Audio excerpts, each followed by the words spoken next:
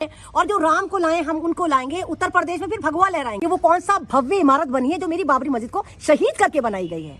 तो राम के पूर्वज हमारे हजरत आदम अलैहिस्सलाम हैं, ये भी फैक्ट है। दुनिया में आने वाले पहले जो इंसान थे वो हजरत आदम अलैहिस्सलाम और हजरत हव्वा थी। तो राम, अगर हमारे लोग कहते हैं कि पूर्वज थे, तो राम भी हजरत आदम और हजरत हव्वा के पूर्वज थे और हजरत आदम अलैहिस्सलाम हमारे पैगम्बर इस्लाम। देखिए, जश्न तो हम मना रहे हैं, लेकिन इसलिए नहीं मना रहे कि आज प्राण प्रतिष्ठा हुआ है। हम जश्न इसलिए मना रहे हैं कि हमें एक फ्री फंड की अनएक्सपेक्टेड छुट्टी मिली। आज मोदी जी ने छुट्टी अनाउंस करी, इवन हॉस्पिटल की छुट्टी अनाउंस करी, और मीडिया वाले इस वाली बात से परेशान थे कि मुसलमान क्या करेगा। उनको ये नहीं था कि वो राम का मतलब एक प्राण प्रतिष्ठा राम मंदिर को इसलिए परेशान नहीं था, सिर्फ इसलिए कि मुसलमान क्या करेगा। और आपने खुशियों की बात करी। देखिए, हाँ, हम खुश हैं। हम इसलिए खुश हैं क्योंकि देश का 90.9% हिंदू आज खुश है, तो हम भी खुश हैं, उसकी खुशी में हम खुश हैं। हालांकि बेशक हमारे ज़ख्म हरे हैं और हम लोग ये कह रहे हैं कि भाई राम मंदिर बन गया तो ये हो गया तो वो हो गया, लेकिन हमारी नज़र में, तमाम मुसलमानों की नज़र में, राम मंदिर उसी दिन बन गया था जब 1992 में बाबरी मस्जिद को शहीद करा गया था। हमने तभी मान लिया था। और दूसरी बात, भक्त बहुत खुश हो रहे हैं कि देखो मुसलमानों की मस्जिदें हमने तोड़ी और हम आगे भी, मथुरा काशी बाकी है, बहुत सारी इस तरह के लग रहे हैं। और आपने एक नारा देखा होगा, बहुचर्चित नारा चल रहा है, जो राम को लाए हैं हम उनको लाएंगे, उत्तर प्रदेश में फिर भगवा लहराएंगे। तो सवाल तो ये उठता है, या तो आप कहिए कि राम जी कॉमन मैन थे, मतलब वो भगवान ही क्या जिनको एक कॉमन मैन, भाई हमारे देश के प्रधानमंत्री एक कॉमन मैन, एक चाय वाले हैं। ये प्रधानमंत्री ने खुद करा, आप खुद कहते हो कि एक कॉमन मैन, एक साधारण आदमी जो चाय बेचता था, वो हमारे देश का प्रधानमंत्री बना था 2014 में। अब जब वो कॉमन मैन है, तो भारत में राम को लाने वाले वो कौन होते हैं? सवाल दो उठते हैं। क्या भारत में सन 2014 से पहले राम का अस्तित्व नहीं था? क्या यहाँ पर राम रहते ही नहीं थे? क्या भारतीय जनता पार्टी और खासकर मोदी जी जब आए तभी यहाँ पर राम आए?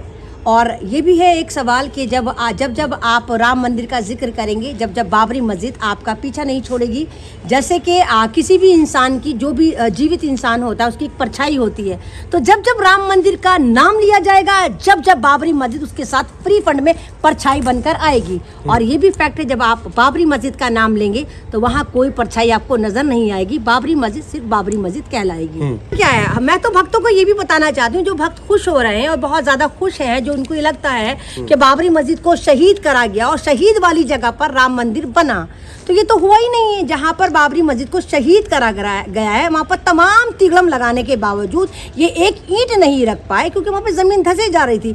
तो 3 किलोमीटर आगे के दायरे में वहाँ पर जाकर इन्होंने राम मंदिर बनाया है, लेकिन आपको नहीं बता रहे वो जगह एज इट इज अभी खाली पड़ी है जहाँ पर बाबरी मस्जिद को शहीद करा गया था। और जो लोग ये कह रहे हैं कि बाबरी मस्जिद को ढहाने में या राम मंदिर को बनाने में मोदी जी और भारतीय जनता पार्टी का बहुत बड़ा योगदान है, तो कदापि भी नहीं, हम इस बात पर यकीन नहीं करेंगे। राम मंदिर को बनाने में अगर किसी का योगदान रहा है तो मेरे देश की सबसे ऊंची अदालत सुप्रीम कोर्ट का रहा है। सुप्रीम कोर्ट का अगर आप स्टेटमेंट पढ़ें तो सुप्रीम कोर्ट ने खुद कहा था कि यहाँ पर ऐसा कोई भी साक्ष्य, यानी ऐसा कोई सबूत नहीं मिलता जो इस वाली बात को साबित करे कि यहाँ पर कोई भी मंदिर था। हाँ, आस्था के आधार पर हम यहाँ पर राम मंदिर बनाने की अनुमति देते हैं। आप ये देखिए, सवाल में से बहुत सारे सवाल निकलते हैं। अगर सुप्रीम कोर्ट ने ये भी कहा कि लेकिन जिस तरह बाबरी मस्जिद को ढाया गया वो तरीका सही नहीं था, अगर तरीका सही नहीं था तो सुप्रीम कोर्ट ने ये क्यों नहीं कहा कि जिन लोगों ने बाबरी मस्जिद को शहीद करा, इल्लीगल तरीके से शहीद करा, देश का माहौल खराब करा, हजारों हजार मुसलमानों को कत्लेआम कर दिया गया, नरसंहार कर दिया गया, तो क्या सुप्रीम कोर्ट ने ये भी कहा कि वहां पर जो FIR हुई थी उन लोगों को सजा होनी चाहिए जो उसमें मुलविस थे, यानी शहीद करवाने में और उकसाने में, जिन्होंने बाबरी मस्जिद को शहीद करवाया, उन लोगों को उकसाया, भोली भाली जनता को उकसाया, कार सेवकों को उकसाया, क्या उन लोगों को सजा देने के लिए सुप्रीम कोर्ट ने कोई निर्णय लिया? एक तरफ तो सुप्रीम कोर्ट ने ये कहा कि हाँ यहाँ पर आस्था की जीत हुई है, उसके बाद सुप्रीम कोर्ट ने कहा 2.77 एकड़ जो है वो राम मंदिर को दी जाती है और 5 एकड़ जो जमीन है वो बाबरी मस्जिद के लिए वक्फ कर दी जाती है। सवाल फिर यही है, अगर वहां पर बाबरी मस्जिद थी ही नहीं, इल्लीगल कंस्ट्रक्शन था, किसी मंदिर को तोड़कर बनाया गया था, तो देश की सबसे बड़ी अदालत ने ऐसा क्यों कहा कि बाबरी मस्जिद बनाने के लिए 5 एकड़ जमीन दी जाती, जबकि राम मंदिर को मात्र 2.77 एकड़ दी गई। तो यही वाली बात है कि सुप्रीम कोर्ट की जीत थी ये, सुप्रीम कोर्ट की वजह से आपने राम मंदिर पाया।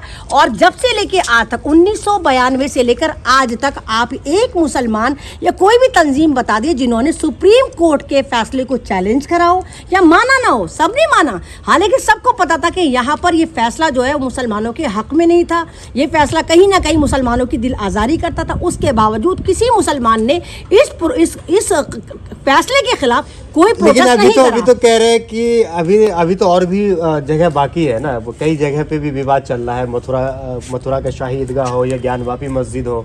देखिए कुछ लोगों को पता चल जाता है कि देश की जो नब्ज है वो कहाँ पे काम कर रही है, क्योंकि उनको पता है कि देश का युवा जो है वो रोजगार पे बात नहीं कर रहा, देश का युवा एजुकेशन पे बात नहीं कर रहा, देश का युवा संविधान पे काम नहीं कर रहा। तमाम लोगों को धर्म की अफीम चढ़ा के बस खाली आपने जय श्री राम का जो नारा उनको पकड़ा दिया है कि जय श्री राम का नारा छोड़िए वो बात अलग है। राम को आप पूर्वज मानते हैं?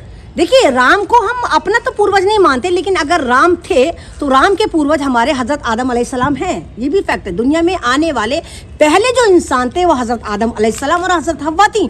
तो राम, अगर हमारे लोग कहते हैं कि पूर्वज थे, तो राम भी हजरत आदम और हजरत हव्वा के पूर्वज थे, और हजरत आदम अलैहिस्सलाम हमारे पैगंबर इस्लाम। क्यों बाप मानेंगे हम राम को? राम हमारे बाप कब हैं? राम धरती पर आए, राम इनके भगवान है। हो सकता है कि पूर्वज हों, अब सारे एक ही खानदान की तो नहीं होता, बहुत सारे खानदान चलते, लेकिन धरती पे आने वाला पहला मानव जो थे वो हजरत आदम अलैहिस्सलाम और हजरत हव्वा थे। हम उनको मानते हैं, और राम भी कहीं ना कहीं उनके मतलब राम के पूर्वज हजरत आदम अलैहिस्सलाम रहे हैं। अच्छा, सवाल ये बताइए कि अब जो है क्या नाम है, मुसलमान क्या लग रहा है कि राम मंदिर बनने के बाद जो बाबरी मस्जिद की जो जगह थी अब उसको भूल जाएंगे?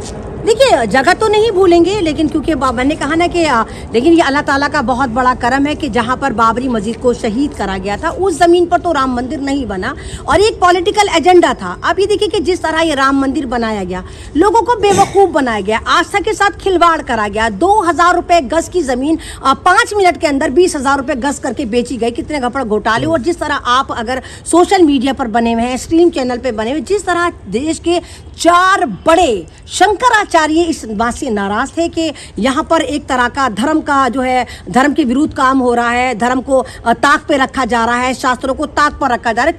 कि कोई भी भवन हो, कोई भी बिल्डिंग हो, उसका जब तक मतलब एक तरह से इनॉग्रेशन उद्घाटन हो ही नहीं सकता जब तक वो बिल्डिंग पूरी ना हो। और राम मंदिर तो मात्र अभी 35 से 40% बना था, यानी अभी 65 से 60% राम मंदिर अभी अधूरा पड़ा है। तो ऐसी क्या जल्दी थी कि एक आधे अधूरे मतलब मंदिर का इन्होंने ये जो करा, प्राण प्रतिष्ठा करके उसका उद्घाटन करा, मतलब वो कौन सी जल्दी थी? सबको पता है कि 24 की तैयारी है। और आपको याद होगा कि जब यहाँ पर इन्होंने कहा कि यहाँ पर राम लल्ला प्रकट हुए हैं, राम लल्ला प्रकट हुए, एक मूर्ति आई थी, तो वो राम लल्ला की मूर्ति कहाँ गई जो प्रकट हुई थी? वो मूर्ति तो पता नहीं, वो कह रहे तो नायाब मूर्ति है, राम लल्ला की मूर्ति है, वो मूर्ति तो मंदिर राम से गायब है। यहाँ पर एक नई मूर्ति रखी गई, और जो नई मूर्ति रखी गई, मैं अभी भी देख रही थी कि पुजारी इस बात पर भी नाराज है कि राम लल्ला की जो मूर्ति है उसमें आंखें खुली हुई हैं।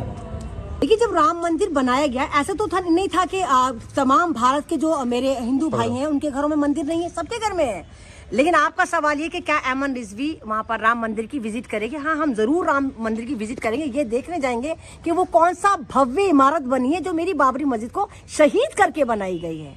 और मैंने सुना है कि 22 फरवरी में बाबरी मस्जिद का भी नींव रखी जा रही है, जो सरकार ने 5 बीघे जमीन दी थी, वहां पर बाबरी मस्जिद बनाई जा रही है। तो हम पूरी कोशिश करेंगे कि हम उस इनॉग्रेशन में जाएं और हम देखें कि राम मंदिर की जो परछाई बन गई है, परछाई है बाबरी मस्जिद, कि वो कहां पर बन रही है, और तमाम मुसलमान खुले दिल से उस मस्जिद को एक्सेप्ट करें, क्योंकि वो अल्लाह का घर है। अच्छा, सवाल ये भी है अहमद रिजवी कि कुछ लोग जो है क्या नाम है सोशल मीडिया पे भड़काऊ भाषण दे रहे हैं, अलग तरीके से कह रहे हैं कि हम वहाँ पे फिर से बाबरी मस्जिद बनाएंगे, फिर से वहाँ पे अजान देंगे। देखिए वो मुसलमान तो हो ही नहीं सकते जो भड़काएं, क्योंकि अगर आप किसी देश में रह रहे हैं तो आप वहाँ के अदालत के फैसले का सम्मान करेंगे। मुसलमान कम्युनिटी कैसी है जो बड़ी साबिर शाकिर होती है, वो अल्लाह से डरती है, उसको पता है कि हमारे साथ जो जजमेंट आ गया। मैं उन लोगों से पूछती जो अब भड़काऊ भाषण दे रहे हैं, वो उस वक्त कहाँ थे जब बाबरी मस्जिद को शहीद करा जा रहा था? अरे कार सेवकों से कुछ सीखो, वो तो जज्बे के आधार पर बाबरी मस्जिद शहीद करने जा रहे थे, ट्रेनों के ट्रेन में जा रहे थे। उनको ये भी पता होगा कि कहीं कहीं ना कहीं मुस्लिम पक्ष हमारे मुकाबिल आ सकता है, हो सकता है पुलिस हमें मारे, लेकिन वो जज्बे से तुम्हारी मस्जिद को शहीद करने जा रहे थे। तुम लोग उस वक्त कहाँ थे? 4 मुसलमान भी नहीं गए थे बाबरी मस्जिद को बचाने। अब तुम 30 साल बाद 35 साल बाद को कि हम वहीं पर मस्जिद बनाएंगे, तो ये सिर्फ ड्रामेबाजी है। वो लोग हैं जिनको पॉपुलर होना है, इनको ना दीन से मतलब है, ना इनको राम से मतलब है, ना भारत से मतलब, ना संविधान से मतलब, ना सुप्रीम कोर्ट से मतलब, अल्लाह से मतलब है, ना अल्लाह से मतलब है। इन लोगों का मतलब कि हाँ हमारे लाइक कितने गए, हमें लोग कितना पसंद कर रहे हैं, और उत्तेजित बयान देके ये सरकार की नजरों में आना चाहते हैं, ताकि अपना को कहे कि हाँ हम इलेक्शन के लिए पूरे तैयार हैं और हमें टिकट दे दिया जाए। अच्छा, भव्य मंदिर देख करके आपको खुशी हुई है? देखिए मैंने क्या कहा, भव्य मंदिर को देख के जब खुशी होती है, जब वो निर्माण पूरा होता। हाँ। जिस मंदिर को बनने से इनके शंकराचार्य खुश नहीं है, वहाँ के पुजारी खुश नहीं है, वो खुद कह रहे हैं हाँ। कि विधि विधान से नहीं मंदिर बनना, शास्त्रों के अनुसार नहीं बनना। और मोदी जी जो हर तरफ बढ़ चढ़कर खुद जगह, अभी अयोध्या जाकर देखिए कि कायदे में तो राम जी को फोटो लगने चाहिए, राम जी के तमाम जगह प्रमोशन होना चाहिए, हर जगह पेड़ों पे खंभों पे मोदी जी झूल रहे हैं। और जो राम को लाए हम उनको लाएंगे, उत्तर प्रदेश में फिर भगवा लहराएंगे। तो सवाल फिर वहीं पर आ गया कि राम को लाने वाले ये कौन होते। और तमाम उन मेरे हिंदू भाइयों को सवाल करना चाहिए, क्या आप बताइए कि सन 2014 से पहले या 24 से पहले देश में राम जी नहीं थे? क्या राम जी भगवान नहीं थे? और राम जी ने कब कहा कि एक टेरर बैठा के, एक कम्युनिटी को डराकर धमकाकर आप मतलब मेरा प्रचार करो? राम जी की जब शासन रहा होगा, वो बादशाह थे, एक राजा थे, तो क्या उनकी रियायत जो वो डरती थी उनसे? अरे वो सम्मान करते थे, उन्होंने तो अपना राज तिलक त्याग दिया था जनता के लिए। तो मैं नहीं मानती कि राम जी के जो शिक्षा थी, उनकी जो आइडियोलॉजी थी, वो यही वाली आइडियोलॉजी थी जो बीजेपी लेकर चल रही है।